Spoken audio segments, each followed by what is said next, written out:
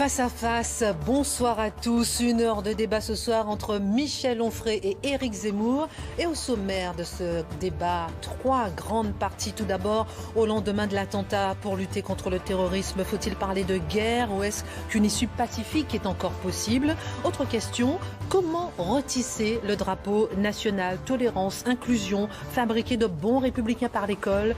3e partie, et le séparatisme des riches. Face à la crise sanitaire, faut-il demander aux plus riches de faire un effort supplémentaire pour le pays en rétablissant par exemple l'ISF? On parlera aussi de souveraineté. C'est parti pour le face-à-face.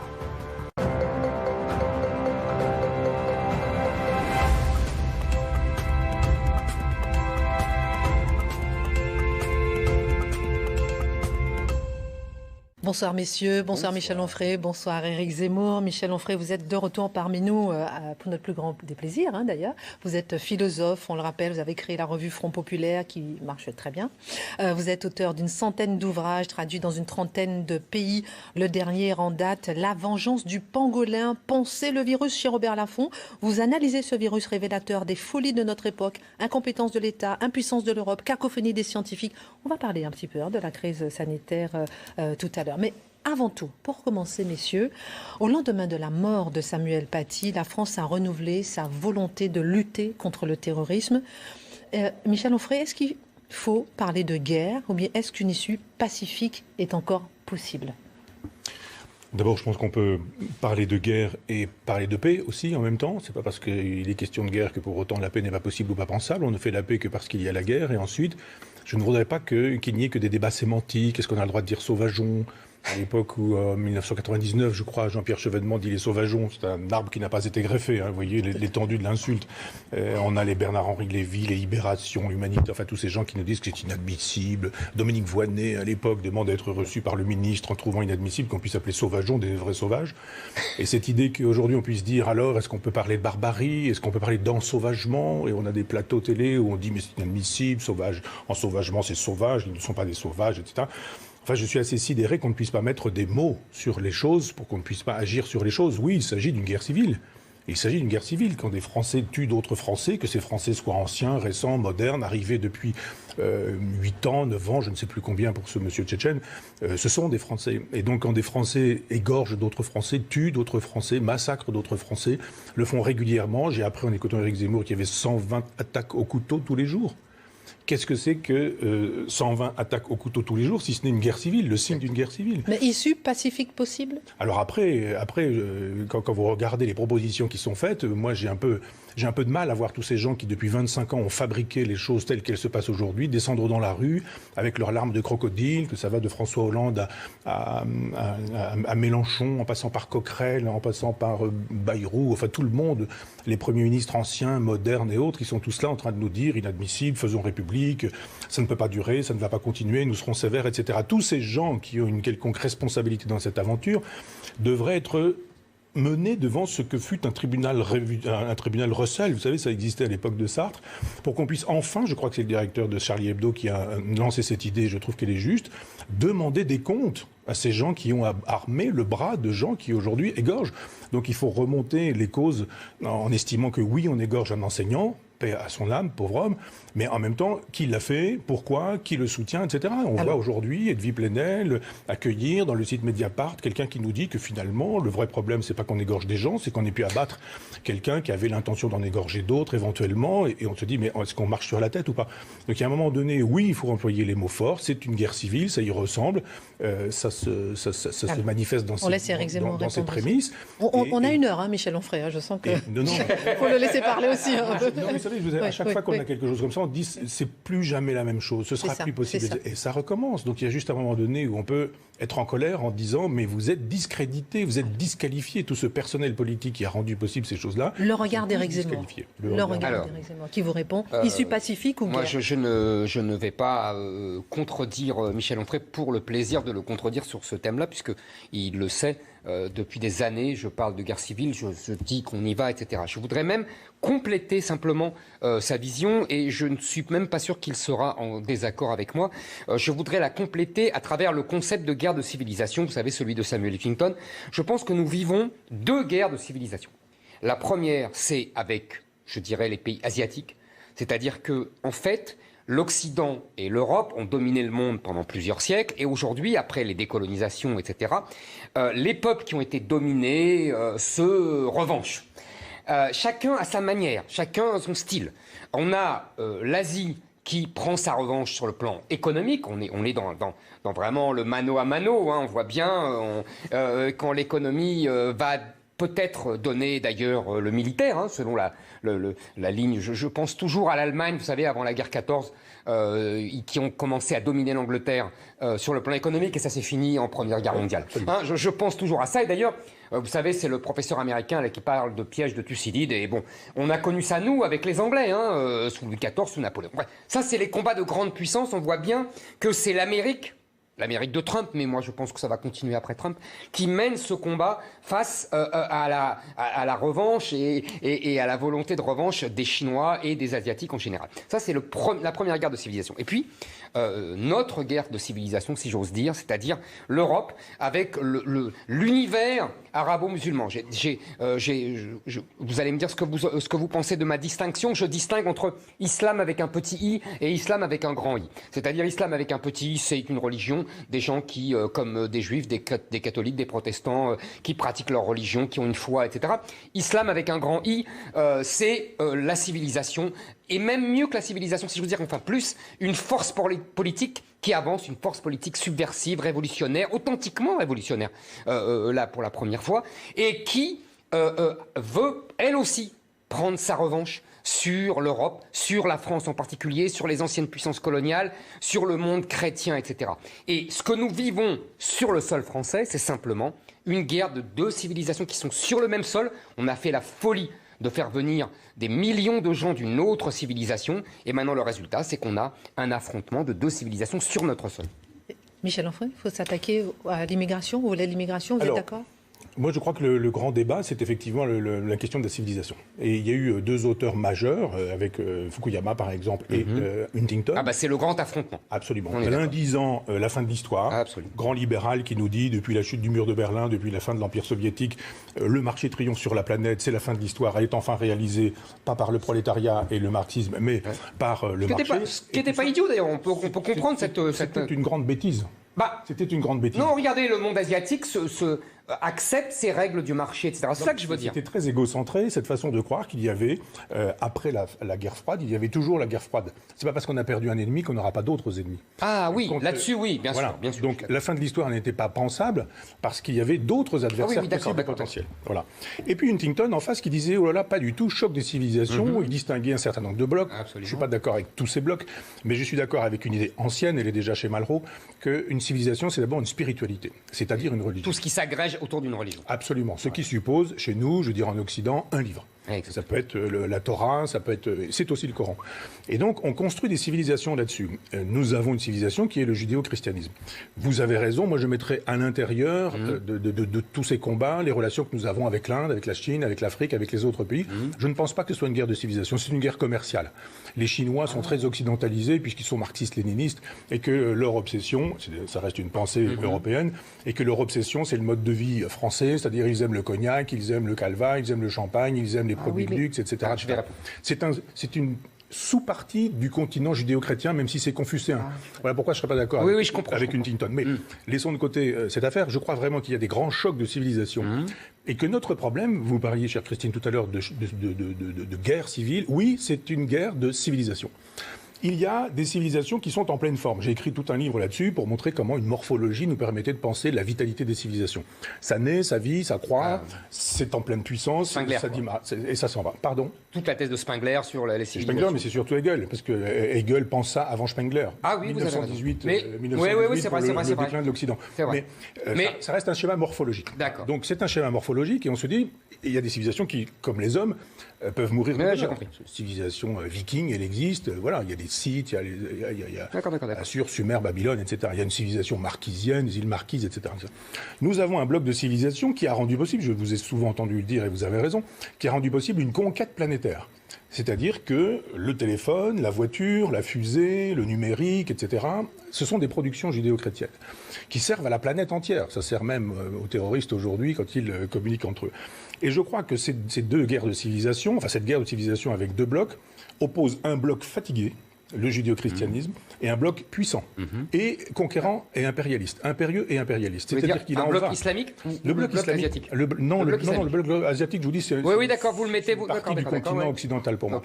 Ce bloc islamique, il suffit de lire le Coran, il suffit de lire les hadiths du prophète, il suffit de lire la Sunna, il suffit de lire la Sira, la biographie, il suffit de lire ce qu'a fait le prophète, et de regarder l'expansion de l'islam sur la totalité de la planète. C'est une religion conquérante. Comme le christianisme le fut, le christianisme n'en a plus les moyens, il est devenu une religion pacifique. C'est dans la morphologie une civilisation vieillissante, fatiguée, et autant on fait le coup de poing quand on a 20 ans, quand on a 80, c'est plus difficile d'aller faire le coup de poing. Eh bien, on est dans cette civilisation qui a 80 ans, je dirais, sauf qu'elle a 2000 ans, et on a en face de nous une civilisation extrêmement forte, extrêmement conquérante, qui ne défend pas du tout les mêmes valeurs. Et je crois que notre problème, juste si vous permettez une phrase, notre problème n'est pas tant l'islam que de la haine de nous-mêmes. C'est-à-dire que les civilisations ne s'effondrent que parce qu'elles commencent à se détester. Une civilisation ne s'effondre pas parce que d'autres prennent la place parce que nous avons laissé cette place. Et nous laissons cette place parce que nous nous détestons. Nous détestons l'histoire de France, nous détestons les grands récits que vous pouvez faire régulièrement. L'histoire de France est fasciste, elle est nazie. Nous n'avons été que des colons, que des pétinistes, que des vichistes, nous n'avons été que des marchands d'esclaves, etc. C'est-à-dire les occasions d'aimer la France ne sont pas données. Et il y a des gens qui nous disent, de fait, vous avez raison, je n'aime pas la France, et ma communauté, c'est l'Oumma, qui est la communauté universelle des musulmans. Alors, deux petites choses. Un, je maintiens, moi, qu'on a un autre conflit de civilisation, mais je vous dis, je pense que les Chinois ne sont pas seulement... C'est le capitalisme, ça. Matérialistes. Oui, mais ils ne sont pas seulement capitalistes, ils ne sont pas seulement matérialistes, je pense qu'il y a une volonté nationaliste, impériale, de prendre sa revanche sur un Occident qui l'a humilié. Mais je vous dis... Là où je serais d'accord avec vous, c'est que je pense que cet affrontement-là, il est porté par les États-Unis. Parce que c'est sa position de puissance hégémonique qui est en jeu. Bon. Juste une parenthèse, c'est simplement parce que les métaux rares sont entre les mains des Chinois, que les Américains ne peuvent pas disposer d'une défense autonome. Ils ont acheté. Ah, mais c'est ça. Non, oui, mais c'est plus. D'après moi, c'est plus global que ça. Et que l'un de ceux qui ont compris ces choses-là, c'est Trump, qui a compris effectivement avec les gaz de schiste. Mais Michel, je pense que c'est plus global que ça, que c'est vraiment dans cette guerre de civilisation. Je pense que c'est une guerre. Bon, passons. Maintenant, pour l'islam, je pense que vous dites, on se déteste, etc. Comment dire, vous-même, c'est un de nos grands sujets de taquinerie, à défaut de querelle, parce qu'on se querelle rarement, mais on se conteste, c'est ça qui est agréable, c'est que vous-même, vous avez participé de cette détestation de la civilisation chrétienne, du christianisme, etc. Et vous-même, vous avez dénoncé ce catholicisme tyrannique, ce que je comprends, etc. Et je vous ai déjà dit, et c'est déjà ma phrase que j'aime tant, vous savez, vous avez mis des claques à votre grand-mère, parce que déjà, le catholicisme, moi je pense depuis Vatican II, le catholicisme n'est plus une force qui va, c'est une force... Bon, on est d'accord. Je le pense aussi. Maintenant, vous êtes d'accord avec ça maintenant, ok. Alors, deuxièmement, pour l'islam, je vais vous dire, j'ai une différence, j'ai lu un livre que je retrouverai les coordonnées de ce livre, un type qui analyse, vous avez dit un truc très très juste, c'est... tous les biens matériels, le téléphone, la voiture, le frigidaire, sont des biens inventés par la civilisation juive. Vous avez tout à fait raison. L'électricité. Et c'est un bien. Et je vais vous dire, le livre que j'ai lu disait, il faut imaginer que et je pense que pour un Chinois c'est un peu la même chose, mais même s'il ne le vit pas de la même façon, pour un habitant de la sphère islamique qui a dominé le monde au Moyen-Âge, enfin une grande partie du monde, c'est une humiliation quotidienne que d'ouvrir un frigidaire. Je comprends bien ce que ça veut dire, au-delà évidemment de la provocation c'est une moitié de plaisanterie, mais je comprends effectivement tous les éléments de notre vie moderne dans le monde entier sont des produits de l'intelligence occidentale et de l'intelligence du monde judéo-chrétien. Et je pense que ça, c'est une souffrance quotidienne et une volonté vous voyez, un ressentiment, une cause de ressentiment permanente. Et effectivement, là où vous avez raison, c'est comme en plus en face, il y a une civilisation occidentale chrétienne qui passe son temps à battre sa coulpe. La force politique islamique avance, tant qu'on ne l'arrête pas. C'est presque même indépendant de beaucoup de gens qui vivent, qui sont le produit de cette civilisation. Je pense que c'est même indépendant, parce qu'il y a quelque chose qui me frappe toujours, et j'en aurai fini, je vous laisserai la parole. Il y a quelque chose qui me frappe toujours. Il y a des millions de personnes qui sont venues de la sphère arabo-musulmane et africaine, arabo-musulmane, et pour arriver en Europe. Et ils fuient leurs conditions de vie là-bas. Et donc ils fuient le produit de cette civilisation islamique, pour le meilleur et pour le pire. Il y a des qualités et il y a des défauts. Il y a en particulier les grands défauts, c'est la corruption de l'État, c'est la désorganisation, c'est l'absence de liberté, donc la pauvreté. Et ils viennent en Europe. Alors, il y a certains qui ont bien compris ça et donc qui veulent vivre comme des Européens pour avoir ce mode de vie des Européens. Et il y a de plus en plus de gens qui viennent de la sphère arabo-musulmane et qui veulent au contraire importer leur civilisation arabo-musulmane qu'ils ont eux-mêmes fui. Alors là, j'avoue que ça me laisse mystérieux et c'est pour ça que je dis que ça dépasse les individus. Je pense que c'est une force historique qui avance et qui dépasse même la rationalité individuelle. Michel Onfray, comment on règle le problème de l'immigration ?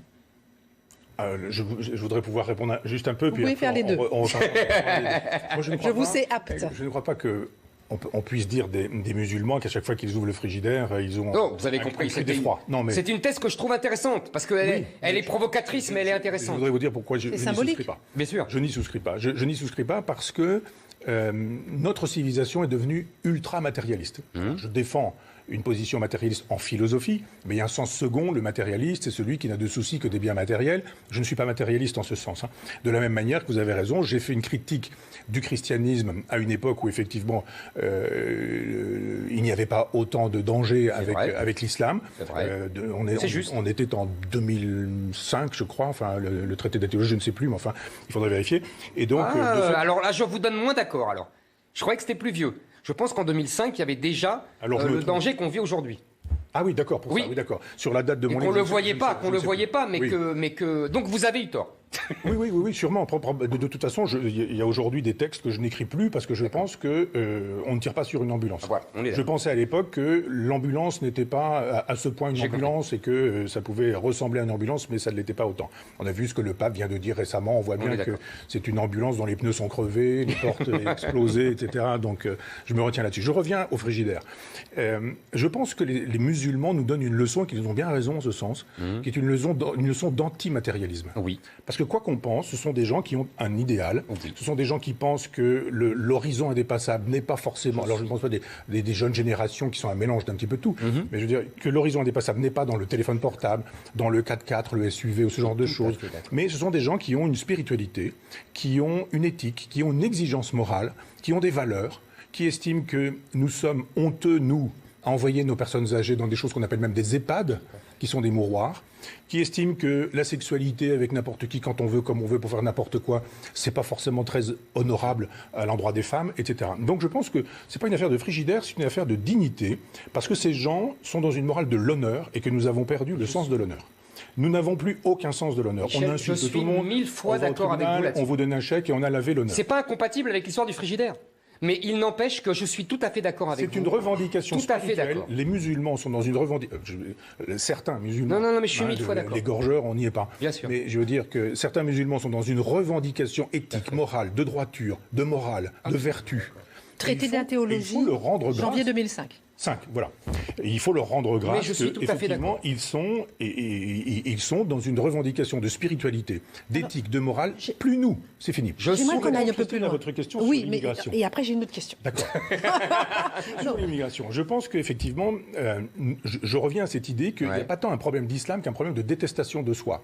Si les gens qui sont venus en France, nous les avions accueillis dans l'amour de nous-mêmes et d'eux aussi, en leur disant... Eh bien, la France, c'est du vin, de la drague, ça s'appelle le marivaudage, c'est Rabelais, c'est du porc, c'est du cochon, c'est etc., etc. Quel type d'effort êtes-vous prêt à faire pour vivre sur le principe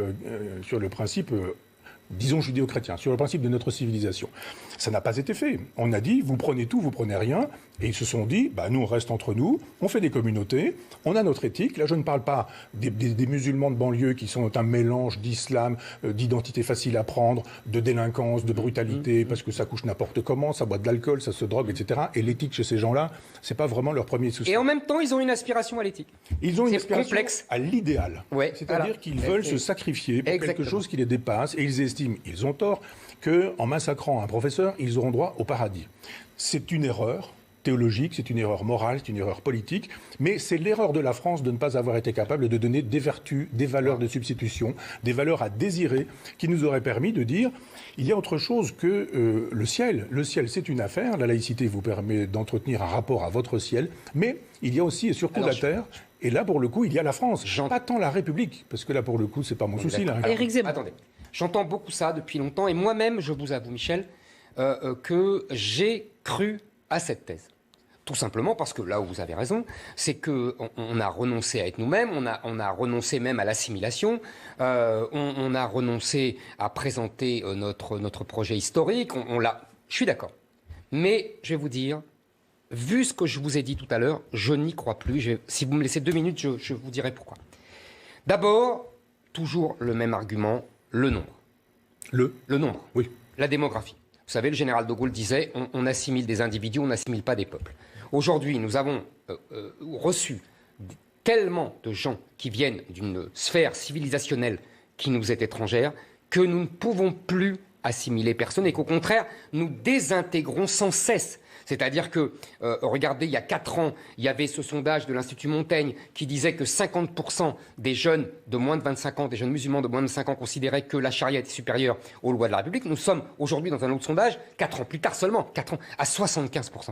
Donc, si vous voulez, je pense que ça, c'est le nombre.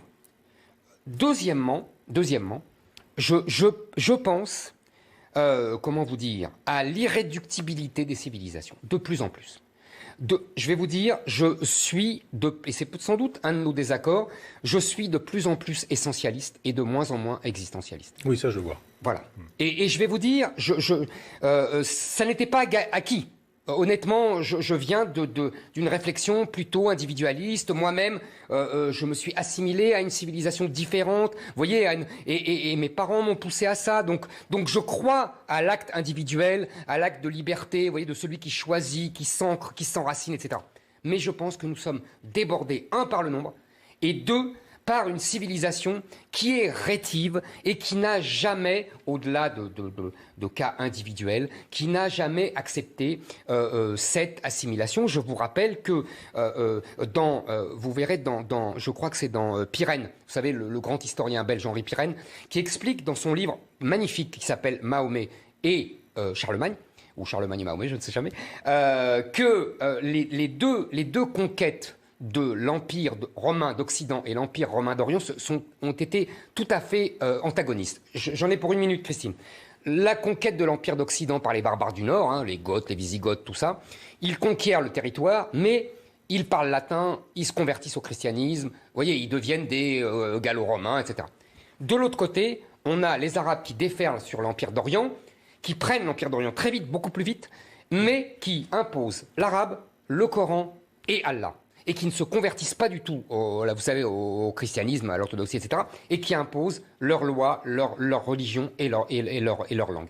Et je pense qu'il y a de ça dans ce que nous vivons aujourd'hui. Alors, oui, on peut toujours assimiler des individus venant de n'importe quelle civilisation. Oui, je suis d'accord. Et je vous dis, vraiment, je veux être d'accord parce que je porte ça intimement. Mais je pense qu'entre le nombre et la civilisation islamique, je pense que ce projet n'est plus tenable aujourd'hui. Je laisse répondre et après j'ai une autre question pour aller un peu plus loin. Répondre peut-être au nombre. Oui, je ne vais pas revenir à la question des Girondins et des Jacobins, mais je pense... Pourquoi ? Non, on aime bien. Non, vous pouvez y revenir. Je ne vais pas y revenir sur le terrain de la Révolution française, mais sur ce que vous venez de dire. Allez-y. Vous voyez bien qu'il y a 2 façons de concevoir l'Empire, une façon arabe qui est très jacobine, et une autre façon qui est plutôt girondine. Cette façon de dire, là où je m'explique, cette façon de dire, il y aura des pays divers, des races si l'on veut, des ethnies, etc. Mais nous avons une langue en commun et nous avons un projet en commun. C'est très girondin, cette façon de faire empire. Et vous avez une façon très jacobine, je ne parlerai pas de votre Napoléon, mais de faire empire, qui est une façon de dire, ce sera ainsi.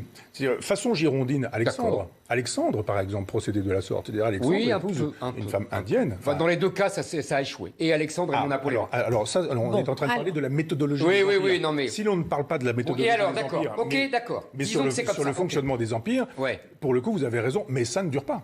De fait, il y a désir d'empire avec l'islam, Ouais. qui est même un désir d'empire universel, comme il y eut jadis désir d'empire avec le christianisme, qui, non pas avec Jésus, mais avec Saint Paul, avait une vocation universelle, ce qui justifie 1492, les colonisations, etc. Oui, d'accord. Simplement, nous n'avons plus les moyens de cet universalisme parce que nous n'avons plus la spiritualité, nous n'y croyons plus. Vous voyez, le pape François, on se demande s'il croit vraiment encore en Dieu un peu. Michel Onfray. Pardon. On va un petit peu plus loin. Parce que je sais que vous êtes intarissable. Vous avez oublié. Et, oui, Non, je plaisante, c'est faux. C'est pas grave, Non. mais je ne suis pas là pour être Faut pas remarquée. vous oublier. Mes questions, en revanche, si. Face à l'horreur des attentats, vous avez évoqué tout à l'heure l'horreur des attentats, la classe politique n'a de cesse de parler de laïcité, de république, de mots qui viennent d'un passé politique plutôt lointain. Est-ce qu'aujourd'hui, il n'est pas temps, Michel Onfray, de changer de vocabulaire pour s'adapter aux réalités sociales, démographiques, ethniques de la France d'aujourd'hui et préférer les termes inclusion, les termes tolérance? D'abord, je suis un républicain qui ne fait pas l'affront à autrui de croire que la République, ce serait le début de la France. La France, c'est bien plus ancien que ça. On dira Clovis pour aller vite et on va pas faire on va pas se chamailler pour savoir si c'est un peu avant. Non, ou on va après. pas se chamailler. Je veux dire, c'est une partie chrétienne et puis une partie de réaction au christianisme. C'est pourquoi, tout à l'heure, quand je parlais du christianisme, c'est l'avers et le revers de la médaille. Absolument. Je ne suis pas de ceux, je vous entends. La fille rebelle du christianisme, du catholicisme. Pas forcément rebelle, c'est l'épuisement. Non, les Lumières, ils ne sont pas encore épuisés. épuisés, bien qu'il y ait un début de déchristianisation. Vous avez raison, Absolument. sous Louis XV, vous avez raison. À un moment donné, Diderot fait un travail extrêmement intéressant. Il comptabilise le nombre d'hosties vendues. Et il dit, mais regardez, en 20 ans, on a vendu beaucoup moins d'hosties, donc il se passe quelque chose de ce côté-là. Donc je pense qu'il y a quelque chose à voir sur ce terrain-là. J'ai oublié d'ailleurs votre question. Inclusion, j'ai vu ça. République, laïcité, inclusion, Sur la question- tolérance. donc, sur la Inclusion et question- tolérance. Merci, monsieur sur la Zemmour. question de la Vous République. suivez au moins. Moi, je suis, moi. Non, je pense qu'il y a quelque chose de plus important que la République, même si je suis républicain, c'est effectivement la France, pour le coup. Il ne faut pas avoir honte de dire qu'on aime la France, qu'on a envie de la défendre, que c'est pas seulement un projet, parce que ça, c'est les enfants aujourd'hui sont des projets, ce qui justifie qu'à 9 mois, moins 8 jours, on puisse les détruire parce que vous avez changé de projet. Non, la France n'est pas un projet, c'est pas non plus une idée. C'est une géologie, qui est une géographie, qui va fabriquer une histoire, qui rendra possible une spiritualité, donc une métaphysique, avec un livre qui va être une religion, qui rendra possible une histoire de France. C'est comme ça que ça fonctionne pour moi, la France. Quiconque est prêt à contribuer à cet effort-là, fût-il musulman, fût-il de couleur, fût-il le chinois dont nous parlions tout à l'heure, a sa place. C'est aussi ça, la France. Ça fabrique des individus qui ont envie, justement, de produire quelque chose de neuf et de nouveau. Donc je pense que quand on parle de laïcité, quand on parle de République aujourd'hui, ce sont des mantras, surtout quand il s'agit d'Emmanuel Macron qui s'en moque absolument. Lui, son horizon indépassable, c'est le marché. C'est la disparition de la nation, c'est la fin de l'État, c'est la fabrication d'un gouvernement planétaire, c'est la libre circulation de l'argent sur la totalité de la planète pour qu'un jour le GAFAM puisse prendre la suite de la civilisation judéo-chrétienne pour une civilisation transhumaniste qui leur permettra de tout marchandiser, le ventre des femmes, le corps des enfants, les organes des pauvres, etc., etc. Donc je dis, est-ce que c'est cette civilisation-là que nous souhaitons? Si un certain nombre de musulmans veulent contribuer à une civilisation judéo-chrétienne dans ces derniers temps qui rendrait possible une résistance à ce que j'appelle un nihilisme, cette civilisation de la transgénèse est pour moi un nihilisme. Mais toutes les civilisations nouvelles sont passées pour des nihilismes au moment où elles sont arrivées. Et après, regardez ce que dit Seltz des chrétiens tout au départ. Il dit ce sont des cinglés, ce sont des barbares, ce sont des incultes, des illettrés, etc. C'est devenu une civilisation. Donc je pense inclusion et tolérance. Pardon. Donc il inclusion et faut tolérance. arrêter de parler à tout bout de champ de république, de laïcité. Il faut parler de civilisation. Tout à fait Éric d'accord avec ce que vous avez dit sur la République, laïcité et la France. Je pense qu'effectivement, la République et la laïcité sont des concepts très beaux, mais qui ne sont plus l'enjeu, paradoxalement. Oui. Ce n'est plus l'enjeu. L'enjeu, vous avez raison, c'est la France. Et sa civilisation. France, voilà. Comment? Oui, voilà. France. On est d'accord, vraiment, on est d'accord là-dessus, il n'y a pas de discussion. Alors, j'avance après ce que vous avez dit. Oui, c'est notre discussion d'il y a 3 minutes, oui, chaque individu peut devenir français s'il le souhaite, etc. Mais comment devenir français? Parce que c'est ça la discussion. C'est que il y a une très belle image que j'aime beaucoup, que je vous livre. Vous allez me dire ce que vous en pensez. C'est celle de André Suarez, vous savez, ce juif livournais, qui écrit à un moment et qui dit qu'est-ce que c'est que devenir français? C'est prendre un cep, vous savez, de vigne d'ailleurs, et le mettre dans la terre, et comme ça, il s'enracine dans la terre française, et il devient du Bourgogne ou du Bordelais, voilà. Et pour moi, devenir français, c'est exactement ça. C'est-à-dire, il y a des Français de souche qui sont là depuis 1000 ans, et ceux-là doivent être des modèles. Et on doit s'enraciner avec eux. C'est pour ça que moi, je me sens très proche et je n'ai pas du tout de gêne vis-à-vis de ça, des conceptions de la terre et les morts, etc. Ça ne veut pas dire que quelqu'un qui vient de l'extérieur ne peut pas devenir français, mais il faut qu'il s'enracine. Quand vous dites, s'il y a des musulmans qui veulent participer de cette civilisation judéo-chrétienne, je suis d'accord avec vous. Le problème, c'est que pour beaucoup, ils se sentent issus d'une civilisation différente, opposée, qu'une civilisation islamique. Vous l'avez dit vous-même, il y a un livre d'un côté et il y a un autre livre de l'autre, et que donc, ils ne veulent pas participer de cette civilisation. C'est mon histoire, vous savez, on me le reproche tellement, mon histoire des prénoms. C'est pas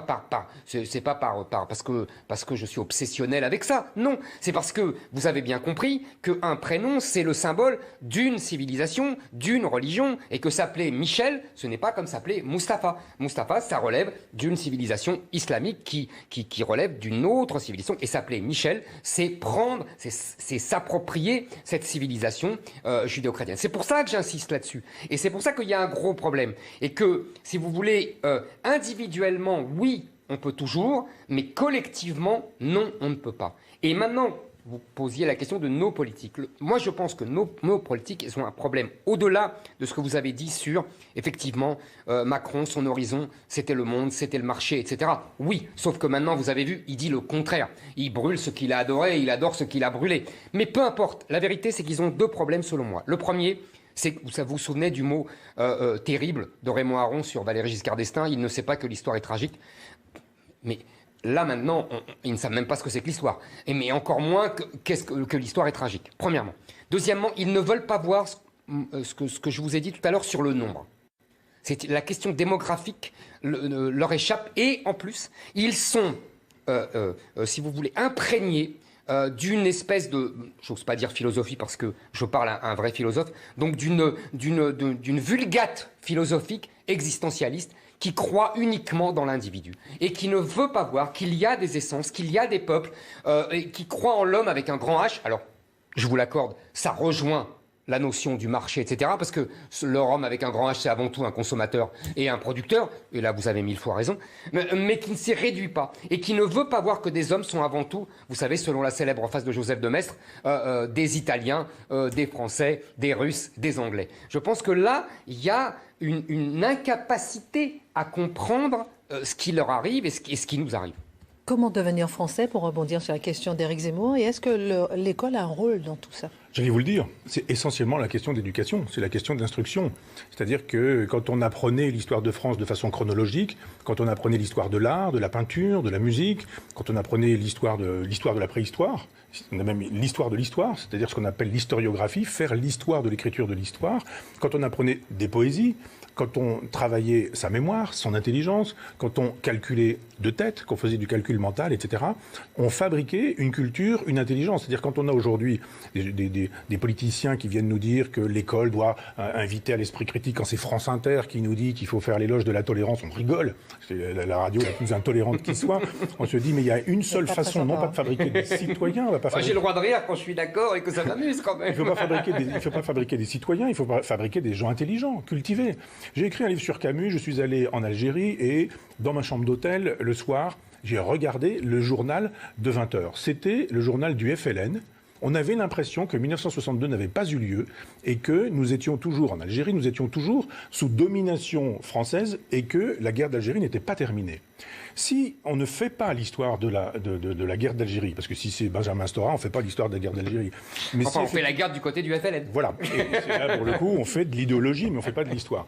Si effectivement, vous n'avez pas de cours d'histoire sur la guerre d'Algérie, et que la guerre d'Algérie, c'est très exactement ce que le FLN vous dit au journal de 20h, et que vous écoutez avec les antennes paraboliques quand vous êtes chez vous, parce que vous écoutez plutôt la télévision algérienne que la télévision française. Il est normal que des enfants incultes, abrutis, abétis, puissent imaginer que la vérité, c'est ça. Donc il y a toujours la guerre d'Algérie, les Français sont toujours des colons, nous sommes toujours dans cette perspective colonialiste, esclavagiste, etc. On a juste envie de dire, écoutez, depuis 1962, ça fait un demi-siècle, qu'avez-vous fait de votre autonomie et de votre indépendance? Mais pour ça, il faudrait du courage. Il faudrait l'envie de faire de l'histoire. Il faudrait arrêter l'idéologie en nous disant qu'aujourd'hui, on va faire de l'histoire avec des gens qui sont des idéologues, les Boucherons, les Stora, etc. Mais ce ne sont pas des historiens. On nous dit, ils sont au Collège de France, ils sont à l'université. Et alors, ce n'est pas une garantie de scientificité, l'université, je dirais même peut-être un peu le contraire. Donc il y a juste un moment donné où si on veut aimer la France, il faut qu'on dise ce qu'est la France. Il faut qu'on dise ce qu'elle a fait vraiment, ce qu'elle n'a pas fait, ce qu'elle a fait de bien, ce qu'elle a fait de pas bien, mais qu'on puisse penser en termes chronologiques. C'est-à-dire que quand on parle de Gaulle, on essentialise De Gaulle. Quand on parle de Pétain, on essentialise Pétain. On dit ah oui, mais enfin ils se sont entendus De Gaulle et Pétain. Oui, à quelle époque? Avant 1940. Est-ce que vous pourriez mettre ça en tête, vous mettre ça en tête pour comprendre que ça ne veut pas dire qu'ils s'appréciaient en 44 et qu'ils s'appréciaient ensuite, etc. L'idée d'une chronologie, l'idée d'une contextualisation, l'idée d'une fin de l'essentialisation, c'est le danger, l'essentialisation, parce que c'est la fin de l'historicisation. Si on essentialise le Coran, on ne pourra pas le lire. Si on historicise le Coran, alors on le lira et on le comprendra véritablement. Tout ça, c'est l'école, mais c'est une refondation de l'école. C'est plus du tout l'école où on va dire on va amener des ordinateurs dans une école rurale et vous allez voir, ça va être moderne parce qu'on va apprendre à programmer. Alors, l'école peut fabriquer de bons républicains. Moi, vous vous souvenez, Christine, on a eu cette conversation la semaine dernière avec Jean-Pierre Chevènement, qui était à votre place. Je vous ai écouté. Comment? Je vous ai écouté. Ah, c'est gentil. Alors, pardonnez-moi si je me répète. La première chose, avant l'école, c'est la famille. C'est vrai. Et vous vous souvenez, alors si vous m'avez fait l'honneur de m'écouter, vous vous souvenez que j'ai dit à l'époque, j'ai cité Magid Cherif, vous savez, le chanteur de Zebda. On est de la même génération, donc on connaît ça. Je passerai pas pour un vieux con en parlant de Zebda. Si, quand même. Un petit peu quand même. Oui, justement. Fermons la parenthèse. Voilà, bon, je me permets.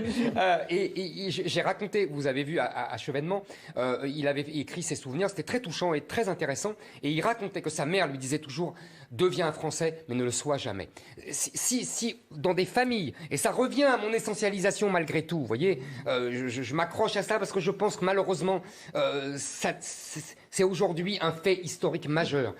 Si les familles disent deviens français mais ne le sois jamais.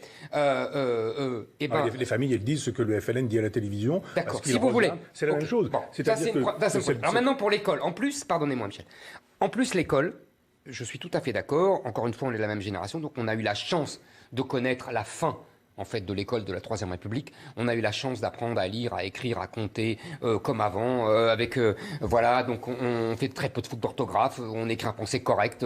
On a eu cette chance inouïe, parce qu'après nous c'était fini, donc c'était formidable. Mais il faut voir ce qu'est devenu l'école aujourd'hui. C'est devenu, d'ailleurs parfois à la grande fureur de beaucoup de profs, c'est devenu une machine de propagande politiquement correcte, oui, anti-française, oui, LGBT, féministe, antiraciste, décoloniale. Et cette école-là, je vais vous dire, vous parliez très justement tout à l'heure de besoin de spiritualité des populations musulmanes. Vous avez tout à fait raison. Et je comprends que cette école-là rebute beaucoup de familles musulmanes, oui, comme elle me rebute moi. Oui, oui. Donc je les comprends très bien là-dessus. Et si vous voulez, cette école-là doit être... C'est terrible d'ailleurs, parce que les profs sont à la fois coupables et victimes de cette histoire. C'est-à-dire qu'ils se sont autonomisés. Oui, je vais vous dire pourquoi. Victimes, on sera d'accord.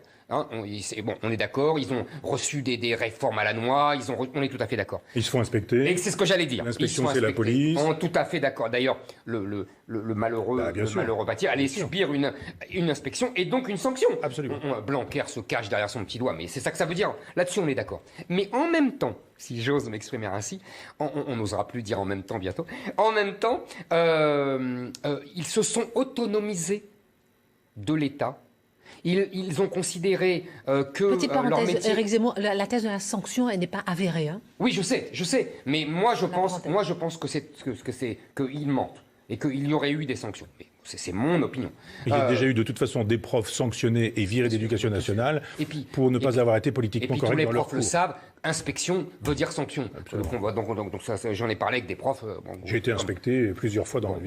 Alors vous savez. Donc je disais donc ils se sont autonomisés et donc ils se mettent sous pression de la salle des profs, des syndicats, etc.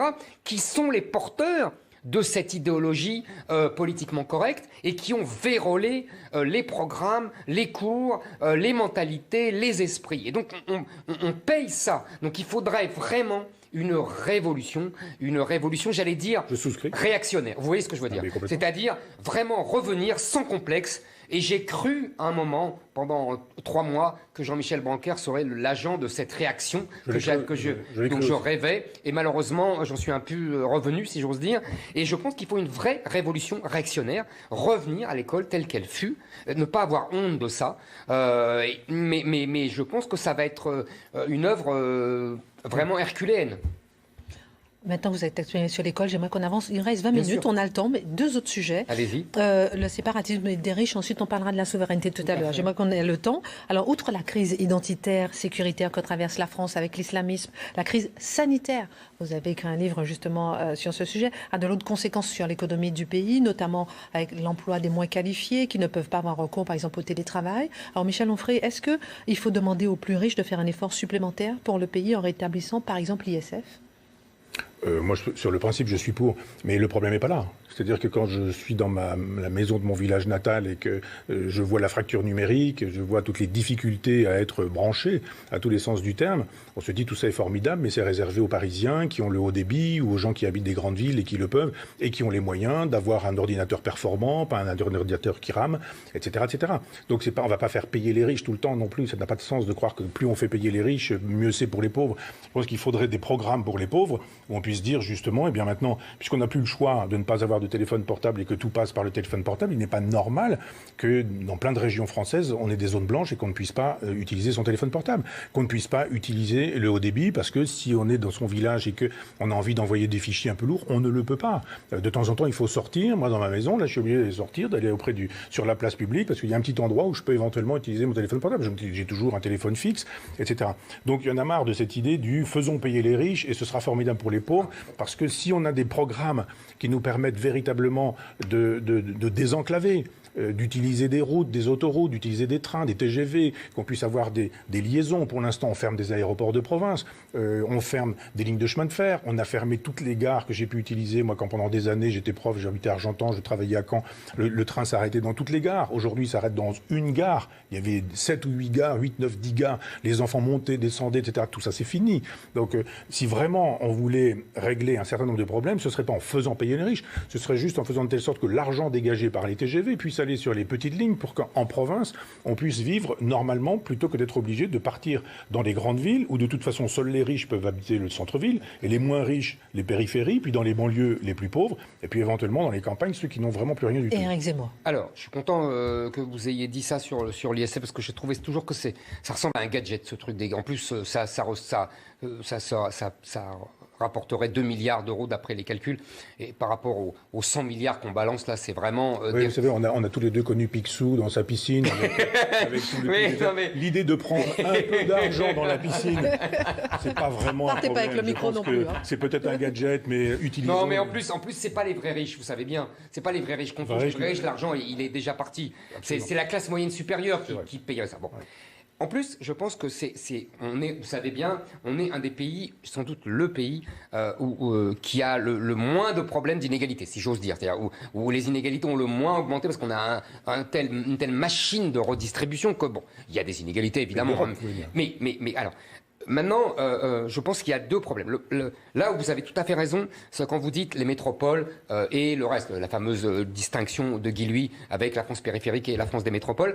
Et c'est là, il y a les 2 mondialisations. Il y a la mondialisation dans les banlieues, ce que j'appelle la mondialisation par le bas, dont on a parlé tout à l'heure, islam, immigration, etc. Et la mondialisation par le haut, avec les cœurs des métropoles, des jeunes qui vont dans des écoles de commerce où on donne des cours en anglais, qui vont ensuite dans une université à l'étranger. Et d'ailleurs, ces 2 mondialisations se répondent les uns les autres. Vous connaissez comme moi beaucoup de bourgeois qui disent bon, si ça tourne mal en France, eh ben mes enfants ils iront de toute façon vivre à l'étranger. On entend très souvent, vous êtes d'accord, on entend très souvent ça dans les grandes villes, à Paris, etc. Donc ça se répond. Ah bah oui, si ça chauffe trop dans les banlieues, ben mes enfants ils iront à Londres ou ils iront en Italie, etc. On voit bien comme ça se répond. Et en plus, il y a une rencontre économique. C'est-à-dire que les uns servent, entre guillemets, de domestiques aux autres, de nounous, dans les restaurants, même de livreurs, de Uber, et même de livreurs de drogue pour les autres. Donc je pense que là, il y a une alliance que moi j'ai fait hurler, c'est mon pacte germano-soviétique, mais c'est un peu ça. Et le pacte germano-soviétique, c'est pour détruire les autres, c'est-à-dire la France française, la France périphérique, ces classes populaires entre les deux qui souffrent de ça. Et donc, je pense que aujourd'hui, le vrai rétablissement, ce n'est pas prendre aux riches, c'est plutôt remettre la préférence nationale partout. C'est-à-dire préférence nationale dans le social, préférence nationale dans l'économie, préférence nationale dans l'industrie, préférence nationale partout. Et vous savez, je vous donne 2 chiffres qui moi, me sidèrent. Je ne sais pas ce que vous allez en penser, mais ça me sidère. Le magistrat Charles Prats, dont j'ai parlé, rappelle et donne dans son dernier livre que 43%, maintenant je le dis bien, 43% des allocataires de la CAF, c'est-à-dire allocation familiale et allocation logement, sont nés à l'étranger. Et la Cour des comptes, ça c'est un nouveau chiffre que je vous livre, la Cour des comptes elle-même, ce n'est même pas Charles Prats, la Cour des comptes dit que sur les 14 millions de gens qui touchent la retraite, il y a 50%, vous m'entendez Michel, 50% de gens nés à l'étranger. Donc si vous voulez là, on atteint les limites de la folie française, vous voyez, d'un État-providence universel qui dépense, je crois, 787 milliards d'euros par an et qui se répand sur le monde entier, vous voyez, qui est une espèce de folie douce. Je pense que le vrai sujet aujourd'hui, il est là et non pas dans on va prendre 2 milliards ou pas aux vrais riches, aux faux riches, etc. Non, mais je suis d'accord avec ça parce que... Vous avez conscience maintenant, vous avez conscience de ça parce que c'est vraiment un truc... Parce que lui, ce qu'il dit, c'est préférence nationale pour la redistribution. Absolument. Je ne sais pas si vous êtes d'accord. Je connais ça parce que c'est la sénatrice de l'Orne, Nathalie Goulet, qui a travaillé sur... Oui, avec Charles Prats. Voilà. Vous avez tout à fait raison. Nathalie Goulet est sénatrice de l'Orne. Absolument. Et je la salue d'ailleurs parce qu'elle fait un travail de femme libre sur ce terrain-là. Et elle a du mérite parce que c'est pas évident. Complètement. C'est pas politiquement correct. Non, absolument. Mais elle dit le vrai, elle dit le réel. Voilà. Alors, je pense effectivement que, d'accord avec vous sur cette idée que c'est pas forcément la préférence nationale. C'est-à-dire, si on commençait par dire, mais si vous n'êtes pas français, si vous n'avez pas cotisé, c'est juste la loi, eh bien, vous n'y avez pas droit, point à la ligne. C'est pas de la préférence nationale. Non. C'est juste. Il y a 2 choses, Michel. Il y a la lutte contre la fraude et la préférence nationale. D'accord. Voilà. C'est pourquoi je vous dis que je ne crois pas à la préférence nationale. Je crois en revanche au nettoyage des écuries d'Augias, qui supposerait qu'on puisse dire tout cet argent qui est donné est indûment distribué. Parce que illégalement, quand il est illégalement distribué, que la loi fasse son travail et que ceux qui touchent cet argent de manière indue ne touchent plus cet argent. Eh ben moi je pense que vous ne pourrez pas lutter contre l'un sans faire l'autre déjà. C'est de la police fiscale. Non, mais si déjà, mais simplement la police fiscale. La police sociale même. Sociale, vous voulez dire, oui. Fiscale, bien sûr. Cette police n'existe pas. Ah, mais ça, je suis d'accord. Parce qu'effectivement, Nathalie Goulet, quand elle a dit cette chose-là, j'ai trouvé ça formidable qu'elle puisse faire ce rapport. Et je me suis dit, et quid maintenant ? Quoi ? On fait quoi maintenant qu'on sait ça ? Rien. Rien. Donc on peut très bien se priver de la préférence nationale si on dit simplement cet argent est mal distribué, il est indûment distribué, qu'il le soit réellement, dignement, comme c'était prévu. Il y a une règle du jeu, vous avez payé. Aujourd'hui, ce sont ceux qui travaillent, quand vous travailliez, pour ceux qui étaient à la retraite. Et bien aujourd'hui, c'est la même chose. Voilà. Il nous reste une douzaine de minutes et pour aborder un peu la souveraineté, Michel Onfray, qui vous est cher, est-ce que la souveraineté aurait permis d'éviter cette crise sanitaire qu'on vit ? Oui, complètement. La souveraineté, c'est un instrument. C'est pas une politique. Hein. C'est un instrument. J'ai beaucoup dit que la souveraineté, c'est quand la voiture est en train d'errer dans la route comme ça, vous savez que vous allez prendre le fossé, il se peut qu'il y ait même un ravin, etc. Le souverainisme consiste à dire on reprend le volant et c'est nous qui allons piloter.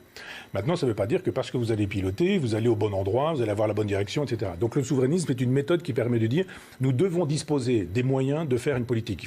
Politique fiscale, politique démographique, politique justement sanitaire, enfin tout. On ne peut pas faire de politique si on n'est pas souverain par définition. Si vous n'êtes pas souverain chez vous, c'est parce qu'il y a des gens qui occupent votre maison, vous ne pouvez pas faire ce que vous voulez. C'est eux qui vont décider des heures du repas, c'est eux qui vont décider des heures de lever, de coucher, etc. Nous sommes dans cette situation-là. Nous ne pouvons plus décider grand-chose, nous les Français, parce que nous avons donné notre souveraineté à ce que j'appelle l'Empire maastrichtien. Recouvrer cette souveraineté, ce qui supposerait qu'on réfléchisse au Frexit. Moi, je ne suis pas un théoricien de la fiscalité, de la banque, etc. Mais je pense que, de fait, il faudra y songer. Je suis plutôt pour qu'on puisse effectivement reprendre en main le volant, pour le coup, pour imposer notre direction. En disant, si nous voulons travailler la question sanitaire, par exemple, il faut que nous puissions disposer des moyens de décider de masque ou pas masque. On travaille à un vaccin, on ne travaille pas à un vaccin. On s'associe avec qui pour faire un vaccin? Est-ce qu'on décide d'interdire, par exemple, les avions chinois qui arrivent de Wuhan pendant des mois et des mois et des semaines et des semaines? Est-ce que on peut décider que finalement on va industrialiser un certain nombre d'endroits pour fabriquer des masques en quantité tout au départ pour empêcher, etc. C'est ça le souverainisme. Là vous dites, ah ben on n'a pas de masque, on va demander aux autres, les autres n'en ont pas, peut-être que machin en aura. Ah ben non, on en a, nous, mais on va les garder. Nous les Allemands, on n'a pas les Italiens, ils n'ont qu'à se débrouiller, etc. On se dit, mais l'Europe, elle était là pour fabriquer justement une communauté. Il n'y a pas de communauté, chacun retrouve ses billes et la souveraineté n'est toujours pas là. Éric Zemmour. Alors, question, est-ce qu'on aurait pu éviter la crise sanitaire? avec la souveraineté? Moi, ma réponse est non. Parce qu'il y a toujours eu des épidémies avant, au Moyen-Âge, l'épidémie de peste. Je sais d'avance que vous allez me dire avec raison, c'est que ça venait beaucoup moins vite. Mais c'était les moyens de transport aussi. Deuxièmement, il y a eu des épidémies terribles, l'épidémie de grippe espagnole après la Première Guerre mondiale qui a tué plus que la Première Guerre mondiale. Donc on n'aurait pas pu éviter. En revanche, là où je vous suis tout à fait, il y a deux choses. Un, vous avez raison, si on était dans le monde d'avant, on a une industrie digne de ce nom, et donc on aurait équipé en masque, etc. Et deux, un point que vous avez oublié, tout simplement, et j'en veux beaucoup à Emmanuel Macron parce que d'autres dirigeants ont pris cette décision, c'est de fermer les frontières. Et il nous a rayonné. Vous vous souvenez, lors de sa première intervention, c'était pour nous, c'est pour les gens comme nous, le virus n'a pas de frontières. Bon, elle était très drôle, sauf qu'elle était idiote, parce que c'est les gens qui portent le virus et qui effectivement ont des frontières. Et on apprend à l'instant là que le virus ignore tellement les frontières qu'il connaît celles des départements. Et il connaît même celles des villes. À une époque, non mais vraiment, ça c'est une histoire qui m'énerve depuis mars. Enfin bon, bref, passons. Maintenant, pour le souverainisme et la souveraineté, et pour le Frexit, parce que je suis d'accord sur un point, je suis en désaccord avec vous.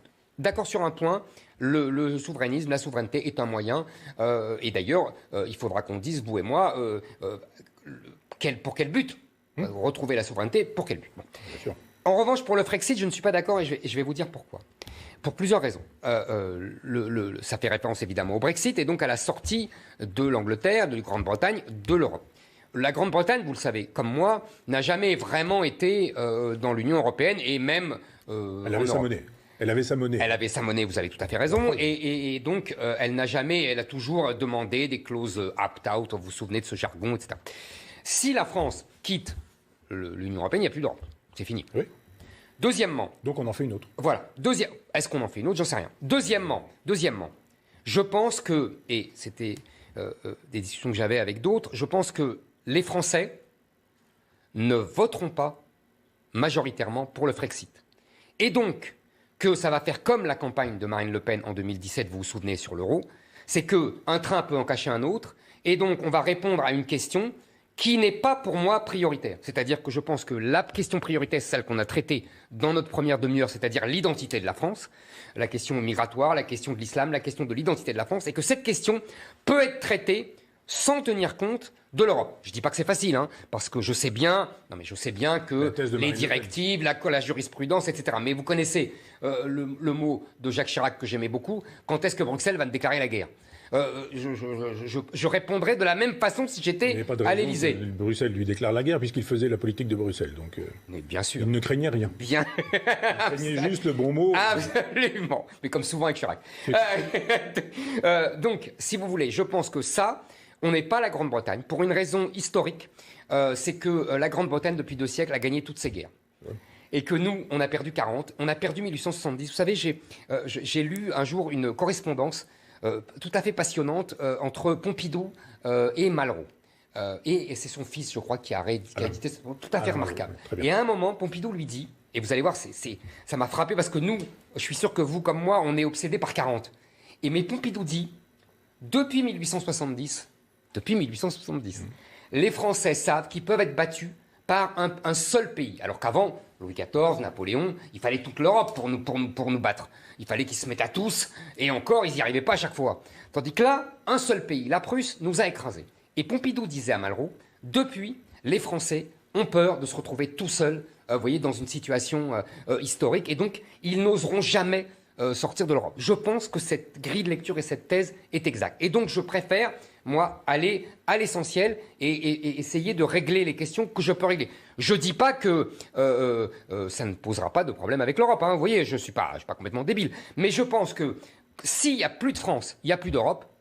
Il faut, d'habitude, nos dirigeants, et Macron le dernier, en tirent une leçon de crainte. C'est-à-dire qu'ils sont là, terrorisés, il faut sauver l'Europe, il faut sauver l'Europe. Moi, je dirais l'inverse. Il faut le faire à la De Gaulle. Puisque s'il n'y a plus de France, il n'y a plus d'Europe, eh ben on fait ce qu'on veut. Et on a une arme, vous voyez, de destruction massive. Un moyen de pression absolument inarrêtable. Oui. Michel Onfray, on a 5 bonnes minutes encore. Bon, alors, formidable. Le grand malentendu, c'est qu'on associe l'Europe au libéralisme et qu'on pense que l'Europe, c'est obligatoirement l'Europe maastrichtienne. Non. C'est un grand coup de génie de la part des Maastrichtiens d'avoir laissé croire que c'est l'Europe maastrichtienne ou pas l'Europe, donc le nationalisme, jurisprudence Mitterrand, donc la guerre. Une sottise totale, moi je ne crois pas à ce genre de choses. Je crois effectivement que, vous avez raison, ce qui reste de l'Europe, c'est le couple franco-allemand. Si la France s'en va, l'Allemagne, c'est fini. Donc on fait une autre Europe et pas une autre Allemagne pour le coup. Parce que oui, vous avez raison sur cette idée. Je suis d'accord avec la lecture de Malraux-Pompidou. Ouais. C'est effectivement un long traumatisme. Ça explique Maurras, l'Action française, exactement. des Allemands, Jacques Bainville que vous connaissez bien, la lecture de l'histoire de France de Jacques Bainville avec l'Allemand qui est l'ennemi héréditaire. Alors que c'est l'Angleterre. Mais bien sûr. Il en parle aussi. Ah, c'est vrai. Et donc, je crois qu'on peut repenser la démocratie française en disant, moi je crois, ce que les Gilets jaunes souhaitaient, c'était une démocratie directe, des référendums, etc. Nous ne pouvons pas faire une démocratie directe et des référendums, ce à quoi j'aspirerais. Moi, j'aspire pas à l'homme providentiel, mais au peuple providentiel. Et si l'on veut un peuple providentiel, il peut s'exprimer par des référendums dans lesquels il déciderait pour lui, et là, pour le coup, l'Europe ne lui permet pas. L'Europe maastrichtienne ne lui permet pas. Une France qui serait, pour le coup, souveraine, permettrait ce genre de choses, c'est-à-dire on en finit avec le schéma jacobin, et pour le coup, on retrouve des parlements de province, on retrouve des possibilités... Oui, qu'est-ce que vous en feriez, justement, de la souveraineté de la France? Des premières mesures. Allez-y. Alors, les parlements de province, allez-y. Non, je ne comprends pas votre question. Oui, c'est ça. Qu'est-ce que vous en feriez de la souveraineté de la France si jamais la France avait sa souveraineté? Quelles seraient vos 3, 4, 5, 10 premières mesures? Voilà, c'est ce qu'il dit. Allez-y. Vous n'avez pas compris ce que je disais, justement. Vous êtes en train de me dire, alors vous, le Girondin, quand vous serez jacobin, que ferez-vous? Pourquoi je ne comprends pas cette question? Je viens de vous donner... Enfin, normalement, vous devriez vous interdire cette question avec ce que je venais de dire précédemment. Au contraire. Je ne peux pas être un chef de l'État, j'ai déjà dit que ça ne m'intéressait pas, mais un chef de l'État qui dirait « donnez-moi le pouvoir pour que je dirige en Girondin ». Ça n'a pas de sens. Diriger en Girondin, c'est juste dire « c'est vous qui allez décider ». Parce que si vraiment la démocratie, c'est le pouvoir du peuple par le peuple pour le peuple, il faut arrêter de le dire, il faut le faire. Et s'il faut le faire, il faut le faire avec des consultations. Là, actuellement, un certain nombre de consultations sont interdites. On dit, oui, mais alors, l'avortement, vous allez... Et puis après, la peine de mort. Et alors, c'est-à-dire, il y a des questions interdites au référendum. Moi, je crois à l'intelligence, je crois à la culture, je crois au débat. Je suis dans la logique de Condorcet. Si on peut expliquer les choses, eh bien, les gens, ils vont voter sainement. Quand on était fabriqué par l'école de la République, je songe à mon père qui a quitté l'école à 13 ans et qui a été ouvrier agricole le restant de sa vie, il faisait pas de faute d'orthographe. Mais c'est ça, je sais bien, je connais. C'est l'histoire, la géographie, je connais. Il ne commettait aucune erreur de raisonnement, aucun paralogisme. Il ne pensait pas à côté de la plaque. Donc si vous éduquez les gens et que vous leur expliquez les débats plutôt que de les insulter en disant vous êtes pour la peine de mort, vous êtes un salaud, une ordure, un fumier, un type d'extrême droite, etc. Vous dites, attendez, voici les arguments de Joseph de Maistre. Voici les arguments d'Albert Camus sur la question de l'avortement. Voici les textes de Simone Veil qui nous disaient que l'avortement n'est pas un moyen de contraception, etc., etc. Mille choses qui font que si vous éclairez l'intelligence des gens, ils sont intelligents. Alors, 1 minute 30. Éric Zemmour répond et je vous laisse le dernier mot en 10 secondes. Les différents points que vous avez évoqués. Un, on fait une autre Europe. Oui. J'y crois pas. Je vais vous dire pourquoi. Non, mais je vais vous dire pourquoi. Oui. Parce que les autres ne veulent pas. Parce que les Allemands sont libéraux. Je suis sûr que les Hollandais sont mondialistes. Les Nordiques aussi.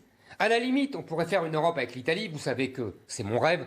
Et que l'Europe de Napoléon avec la Rhénanie et l'Italie du Nord me va très bien, moi. Avec la Russie. Ah, mais moi, je suis d'accord. Mais ça, c'est pas l'Europe. C'est l'alliance avec la Russie, l'alliance franco-russe. Non, ça mais s'appelle l'Europe avec les Allemands. Vous savez, les Allemands. Géographique et judéo-chrétienne. Michel, les Allemands. Oui, moi, je suis d'accord, mais les Allemands veulent rester sous la domination américaine et la protection américaine, comme les Polonais, comme d'autres, comme les Baltes et compagnie, et ne veulent pas de notre colbertisme, etc. Donc vous ne referez pas une autre Europe. Deuxièmement, quand vous me dites le référendum, moi je suis 1000 fois d'accord avec vous, Mais vous savez bien que dans l'histoire de France, je ne dis pas ailleurs, mais dans l'histoire de France, il y a un lien direct entre l'homme providentiel et le référendum. Oui. Qui fait des référendums? Napoléon Ier, Napoléon III, De Gaulle. Ça vraiment, vous êtes d'accord, c'est indiscutable. Oui. Il n'y a pas, dans les autres cas, il n'y a pas de référendum. Donc moi, je suis pour la continuité de l'histoire de France, et c'est-à-dire l'homme providentiel à l'Élysée qui réclame et qui demande au peuple de trancher toutes les questions, peine de mort, y compris peine de mort, immigration, etc. Je pense qu'il y a un lien et que c'est très possible, et qu'on ne pourra pas faire autrement. Un État le dernier mot, girondin n'interdit pas une présidence de la République et un chef d'État. Entendons-nous bien. Mais pas comme le président de la 5e. Eh ben, merci, voilà. Messieurs. Mais c'est là qu'on n'est pas d'accord. À suivre. À suivre, absolument. On vous retrouvera, Michel Onfray. Vous avez eu le mot de la fin. Là, on rappelle votre revue Front Populaire que vous avez créée. On rappelle aussi votre dernier livre, La vengeance du pangolin, Penser le virus chez Robert Laffont, et où vous analysez effectivement ce virus, un révélateur des folies de notre époque. Merci, messieurs, encore pour ce débat. Excellente suite de programme sur CNews.